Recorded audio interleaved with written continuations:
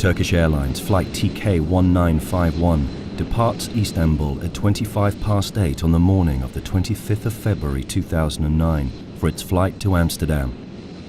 At 10:15, the aircraft enters Dutch airspace from the east and approaches Schiphol Airport.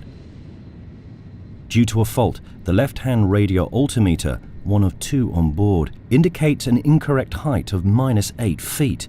This occurs whilst the aircraft is descending to a flight level 40 and subsequently to 2,000 feet. The incorrect radio height causes a total of 5 audible warnings to be heard in the cockpit. The pilots have noticed these warnings. There are 3 pilots in the cockpit.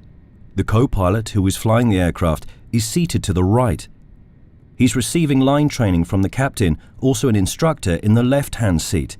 A first officer, acting as a safety pilot, is seated in the observer's seat, located in the center behind them. The aircraft is now flying at 2,000 feet on a course of 265 degrees as assigned by air traffic control. Air traffic control issues a new heading of 210 degrees in order to intercept what is referred to as the localizer before landing on the runway 18 right. The issued heading results in an interception of the localizer 5.5 nautical miles before the runway threshold.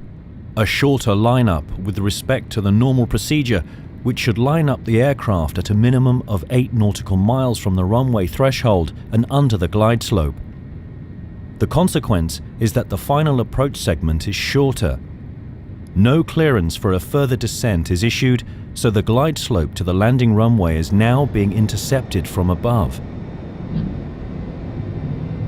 Once the aircraft intercepts the localizer, the throttles must be closed to allow the aircraft to descend to the glide slope. Due to the incorrect height measurement by the left radio altimeter, the auto throttle prematurely switches to the retard flare mode. This mode is usually activated in the final stage during the flight in order to reduce speed when above the landing runway. The immediate effect is, however, the same as if the system had functioned correctly. The throttles close. Interception of the glide slope from above masks the faulty operation of the auto throttle. At an altitude of 1,300 feet, the glide slope is intercepted. At this point, the speed of the aircraft is still above the landing speed of 144 knots. Once an altitude of 1,000 feet has been passed, the aircraft and crew must be fully prepared for landing, according to Turkish Airlines company procedures. This, however, is not the case. The speed remains too high and the engine power too low, and the final position of the flaps remains to be selected. Furthermore, the crew are still engaged with the landing checklist. This may cause the speed to decrease unnoticed. The autopilot maintains the aircraft on the glide slope. In order to generate sufficient lift, the nose rises to well above the normal level. The pilots are unaware of this.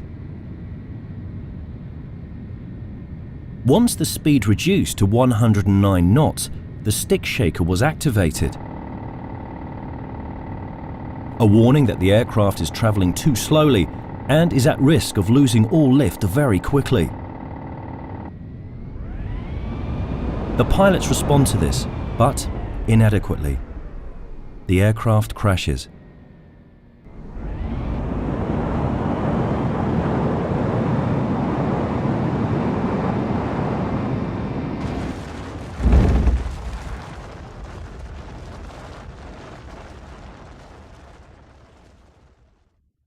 In the final seconds of the flight data recorder, it can be seen that once the stick shaker is activated, the co-pilot slides the throttles forwards and pushes the control column to lower the nose of the aircraft.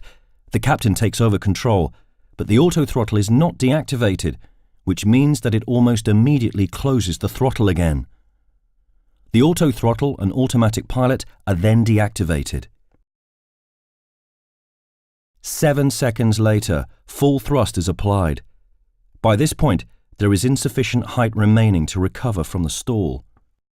The aircraft crashes into a field located 1 mile from the runway. Due to the high nose position, the tail strikes the ground first, and the aircraft breaks into 3 pieces.